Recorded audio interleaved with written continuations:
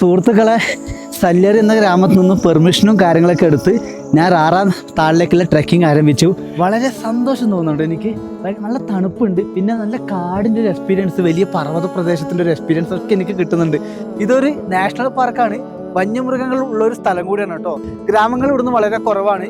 ഞാൻ പോകുന്നത് നേപ്പാളിലെ റാറാ താളിലേക്കാണ്. ഏതൊരു യാത്രയിലും മനുഷ്യൻ സന്തോഷിക്കുന്ന ആ ഒരു സ്ഥലത്ത് ഞാൻ അങ്ങനെ 3.5 മണിക്കൂർ യാത്രക്കൊടുവിൽ എത്തിയിരിക്കുകയാണ് കേട്ടോ. പാട്ടുകൾ പാടാൻ ആഗ്രഹിക്കുന്നവർക്ക് പറ്റിയ സ്ഥലമാണ്.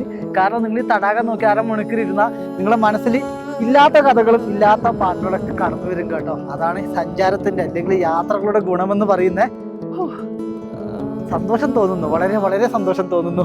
അങ്ങനെ ഈ ഒരു യാത്രയും അവസാനിക്കുകയാണ്. മറ്റൊരു യാത്ര മറ്റൊരു സ്ഥലത്തേക്കാണ്. അത് എവിടെയാണെന്ന് പോലും എനിക്കറിയില്ല. കാരണം പ്ലാനിങ്ങോ ഡെസ്റ്റിനേഷൻ ഒന്നും ഇല്ലാത്ത സഞ്ചരിക്കുന്നൊരു പാവം സഞ്ചാരിയാണ് ഞാൻ. പാവം എന്ന് പറയാൻ കാരണം എന്നെ കൊണ്ട് അത്ര ആവത്തില്ല കേട്ടോ. അപ്പം ഈ ഒരു വീഡിയോ